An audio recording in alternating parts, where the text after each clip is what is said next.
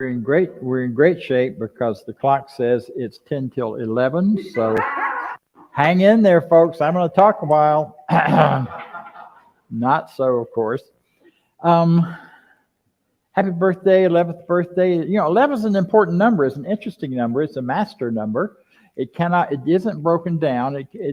In the world of numerology, it carries a great deal of significance.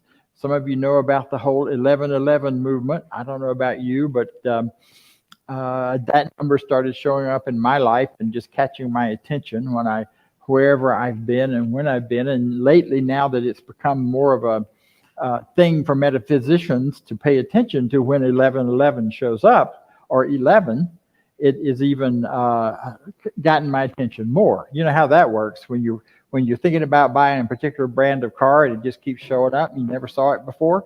Well, that's kind of the same thing with the 11.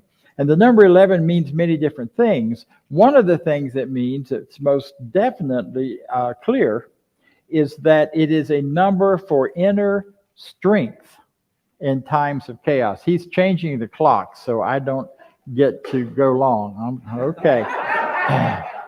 I'll do my best, I promise. It's a number that signifies strength in times of change and times of trial. Wow, ain't that perfect for today?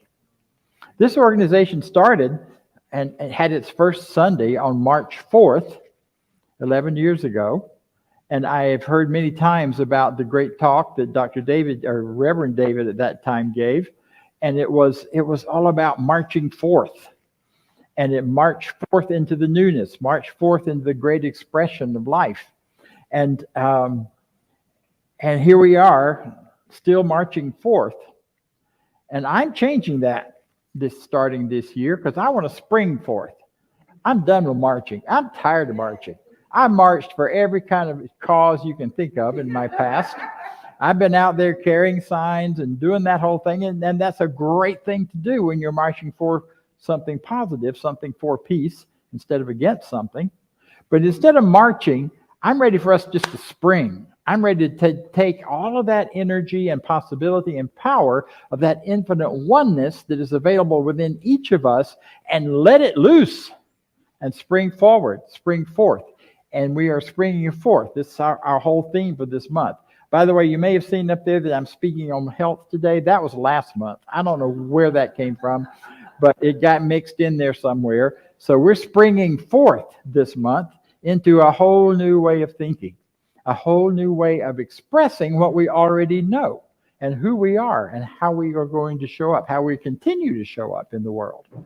Here, online, and all of these other ways and places. It's really important to recognize and to acknowledge the realities and the things that are happening to us and around us in the world. We call it conditions in this teaching. It's not the truth of us, but it's the conditions in which we live. Right now, it's very comfortable in here. That's a condition. There's food on the table, and my tummy's growling. That's a condition. Truth is, I have everything I need. Truth is, cold or hot doesn't matter, unless it gets really extreme, and then I whine a lot. But the idea is that we live in a world where there are a lot of conditions right now where the number 11, or that power and strength within each of us to hold steady in the midst of trial, in the midst of trouble, really is called forth and called forward. This is our vision statement.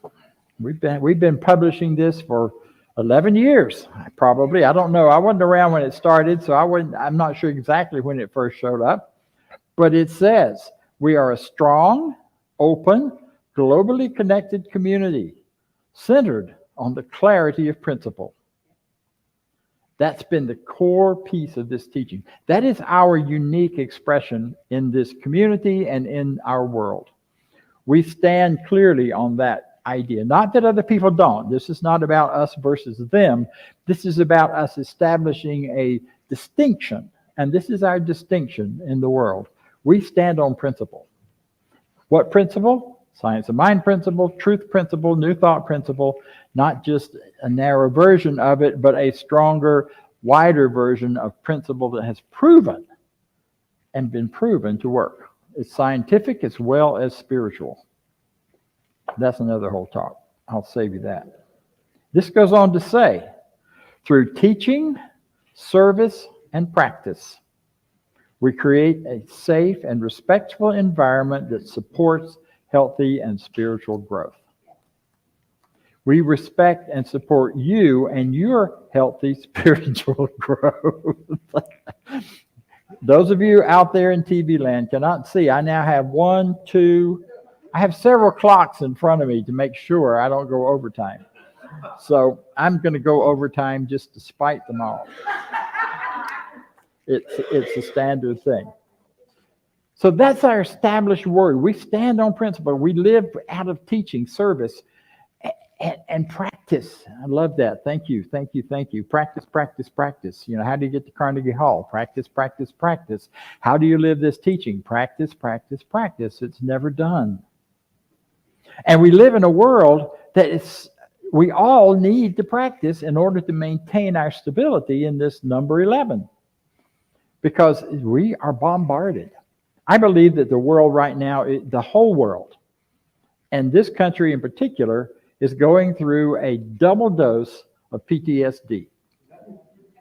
We have been hit with two big walloping things in the last 5 years.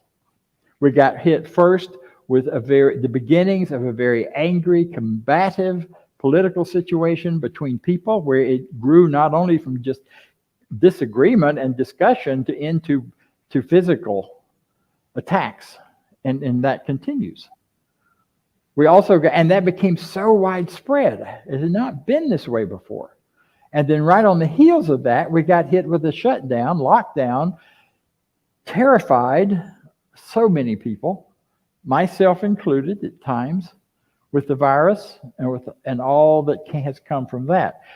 And we clearly do not live in the same world we lived in 5 years ago or before that all started.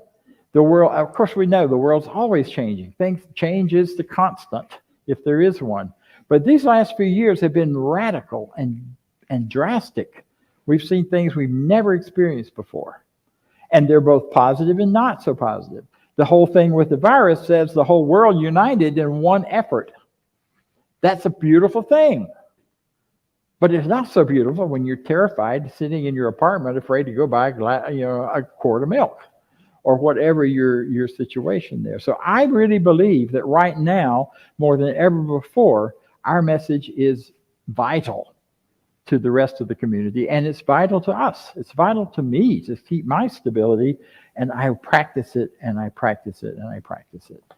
So this is a new beginning. We're springing forth into really going deeper in our practice. I'm doing that personally. I'm inviting you to join me in that. Our spiritual practice, spiritual truth is still spiritual truth.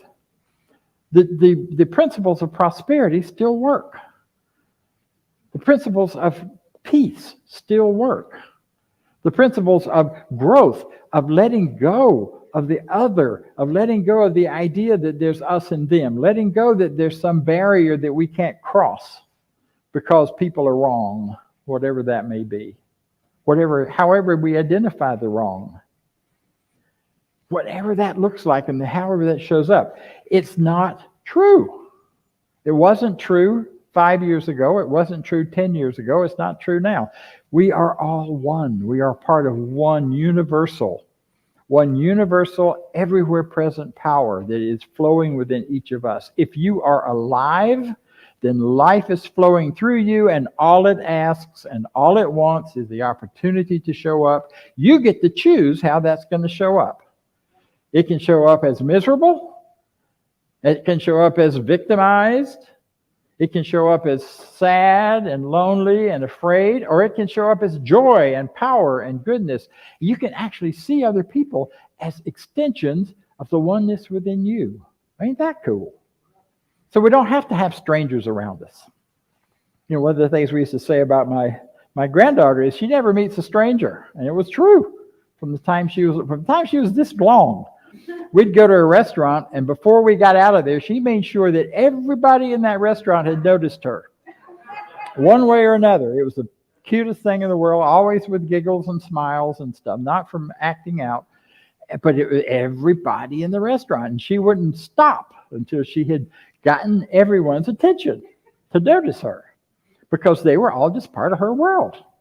We are all part of each other's worlds, and we need to stand in that truth that all spiritual principle is still true and real and right, regardless of what anyone out there is saying, regardless of what the news media is telling you, regardless of all of this back and forth in the political world, all of that stuff.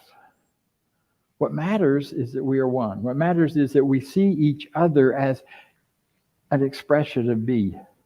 Actually, Holmes says in one place that we are each other's alter egos. Now, he means that in a real specific way. The alter ego, as in my ego and your ego, are actually part of one universal ego, because we're all part of one human. Dr. Tom Johnson used to start all of his talks saying, okay, how many people we got here? One. Because there's only one. So it don't matter if there's 10 people in the room or 1,000 people in the room. You still only got one.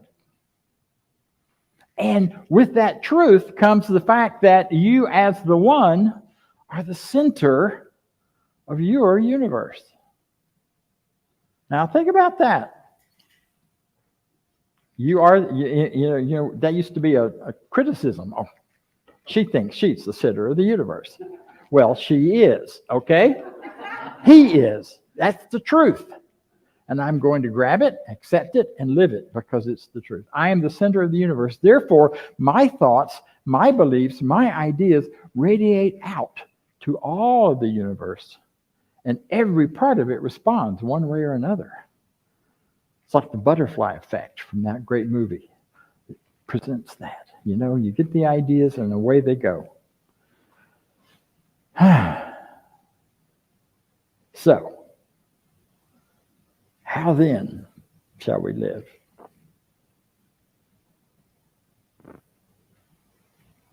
How then shall we live? Shall we live by this divisiveness?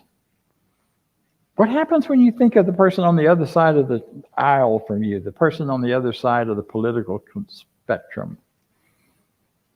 I'm not naming names, because I know which side, not everybody is on the same side of the aisle in this room, nor should they be.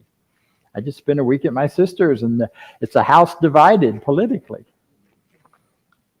TV downstairs is running on CNN all day, and the TV upstairs on Fox News.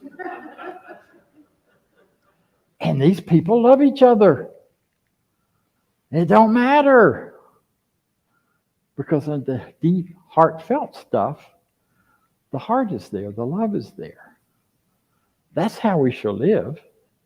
We shall live not by conditions, but by recognizing there's a power within each of us that is greater than all the conditions. So I guess in the sideways way, this is to talk about health, because I'm talking about the condition of health as being a condition, not the truth of you. For we are all divine beings with eternal lives that go on and on and on. So health is just a blip. Any ill health you may have happening. And there's that within you that can shift and change it. It's pretty awesome. How then shall we live? This is how we shall live. And after all my talking about not going too long, I'm going to stop short. I don't know which one of these clocks is right. There's all kinds of things here. But let me tell you this. This is where I want to go next. I want to talk about our Declaration of Principles. Because if there is a guidebook, I used to whine and complain. I wanted a book. Somebody give me some kind of guidebook to know how to live life. And it didn't. There wasn't one. Declaration of Principles is that for me. Because and I'm raising it because I want you to think about whether or not you believe any of this. Because that's what matters. It doesn't matter that we say it all together, or even when we read it all together. What matters is, do you believe it? Do you really believe in one God, one absolute power and first cause to all things? This one energy, this one power, this one something that we can't name, that's showing up as all of life. The same energy and power fires up and runs the Republicans as does run the Democrats. Oh my God, really? That run the conservative Christians and the liberal atheists. Same energy, same power. It all goes and it all shows up. Do you believe that? Think about it. Answer if you want to, but think about it. That's what counts. I believe that this power is perfect love and creates out of a desire to express love. In other words, the only power in the universe wants one thing: to express love. That's why we're here. If you ever wonder, why am I here? I did. I have off and on over the years. And with every phase of my life, that question comes up again. Why am I here? Why am I here? Why am I here? I'm old. I can't do everything I used to do. That's my whiny voice. The truth is, why am I here? I'm here to love. Because I can always love. As long as I can breathe, I can love. And when people get upset and angry and are carrying on, I can love. I can love them. I can look past the external condition into the heart of their lives and my life and say, I love them. Right after 9/11, a group of us started a prayer circle, and we were praying for the world leaders at the time. And of course, you know who the bad guys and the good guys were as far as the U.S. was concerned. We decided we would just see all of them as 3-year-olds playing together and having a great old time. Can you imagine the world leaders together as little kids just having a romp and a good time? And so we stood strongly in the idea that our thoughts matter. And so it helped me lift myself out of the anger and the hatred and the fear and all the things that could have gotten stirred up by that horrific event. And I'm not saying we pretended nothing happened, because we didn't, and we don't. Not doing that now. But what we are doing is looking to that deeper place, that deeper truth, that deeper experience. I believe the power is perfect love, and it creates out of a desire to express love. I believe all thought is creative, and how I choose to think creates my personal experience. Oh no, that was my mama did that, or my daddy. Our thought creates our experience. Now, it doesn't say you weren't handed some things that might have been tough and might have had to be healed. No question about it. But how we are now as adults, once we are beginning in charge of our own minds, that's up to us and how we believe.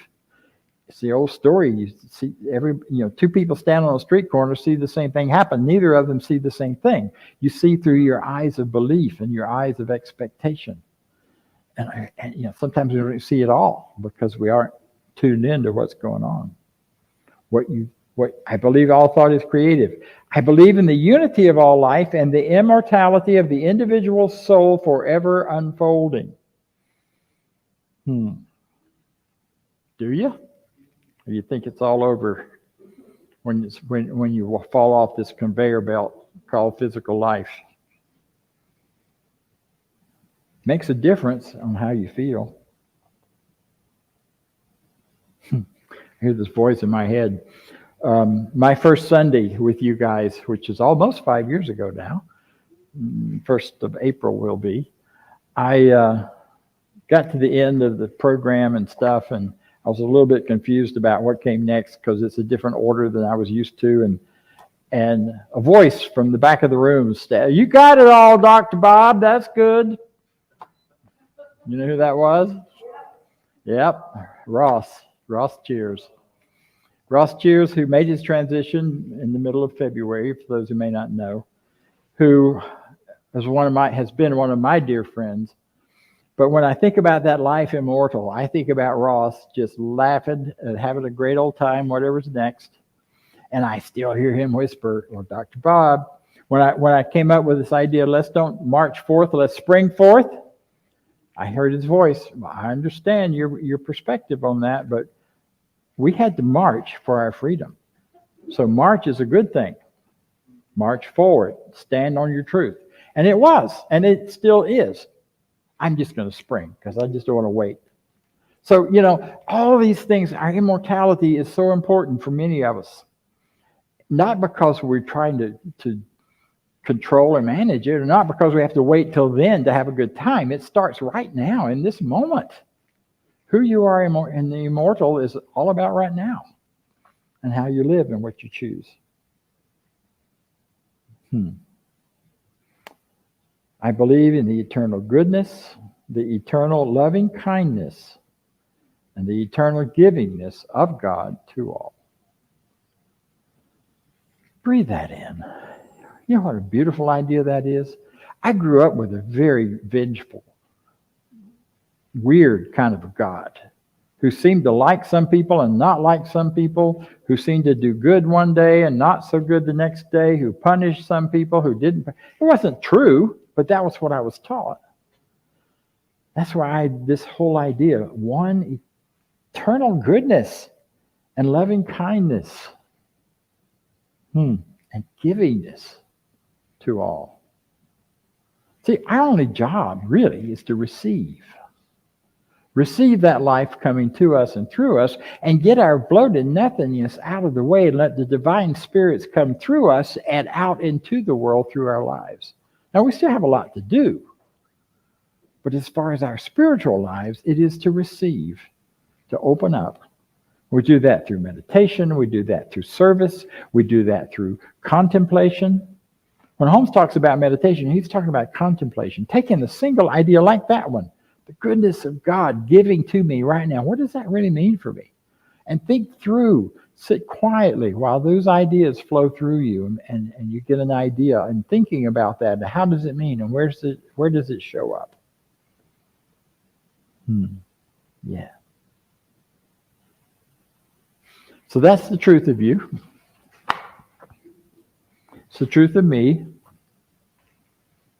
And this is the beginning of a new beginning as we launch into our 12th year and grow into, actually after 12 years, you get out of high school. So, hey, we're going to grow up this year. We're going to move forward. See, because no matter what this center has been in the past, it is what it is starting right now, because that's what we got, and going forward. And we're going to launch into a whole new way of looking at and thinking about who we are and how we operate.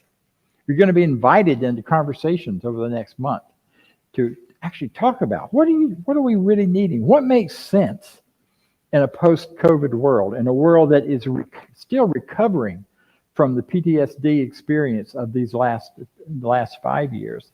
What makes sense for us in terms of getting together, in terms of fulfilling our mission of teaching, of service, and of practice?